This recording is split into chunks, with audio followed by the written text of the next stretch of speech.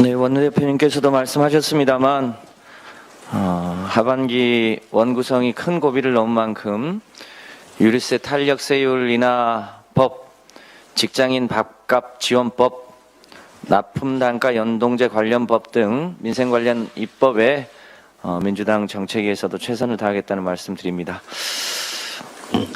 고물가 고금리로 경제가 어려운데 윤석열 대통령의 나토 방문 이후 한국 경제가 더 큰 난관에 봉착하고 있습니다.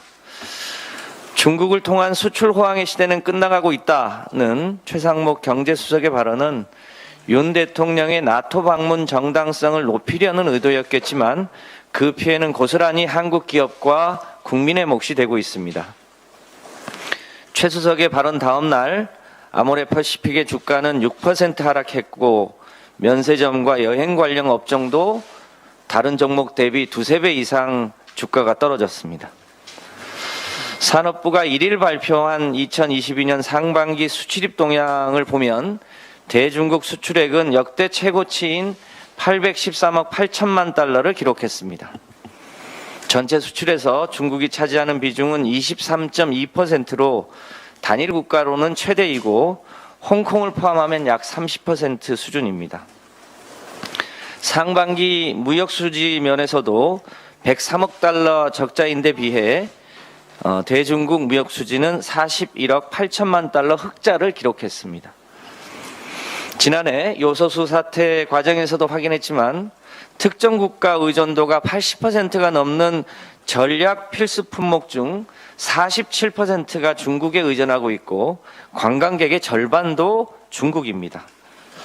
이런 상황에서 중국에 대한 불필요한 자극적 발언은 제2 사드 사태로 연결돼서 한국 경제에 치명적인 어려움을 가져올 수도 있습니다.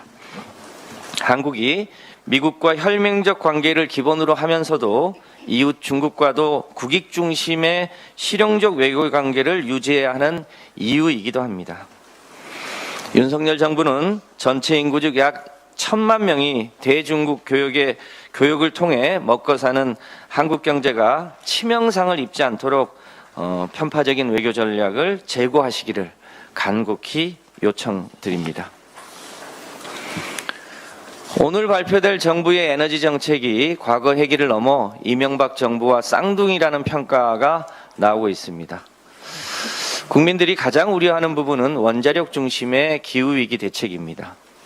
원전 비중을 2030년까지 30%로 끌어올리기 위해 신한울 3, 4호기 건설을 재개하고 수명이 만료되어 폐쇄해야 될 원전을 계속 가동하겠다고 합니다.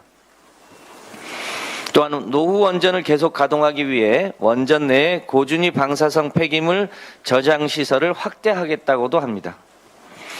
노후 원전 가동이 길어질수록 부산과 울산, 영광 등 원전 지역 주민의 위험은 커질 수밖에 없습니다.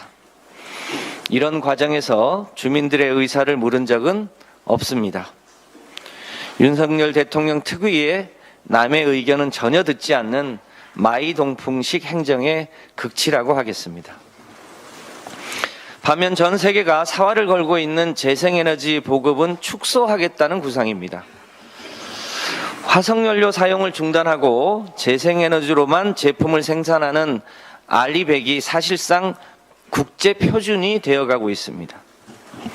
재생에너지 확보가 기업과 국가의 경쟁력이 되고 있고 EU는 러시아 우크라이나 전쟁으로 에너지 난을 겪고 있으면서도 재생에너지 비중을 2030년까지 32%에서 40%까지 높이겠다고 선언했습니다.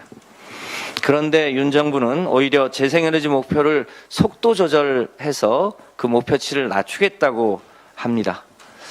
참으로 어이가 없습니다. 대한민국 경제를 파탄으로 몰고 간 MB식 자원외교도 16년 만에 다시 등장했습니다.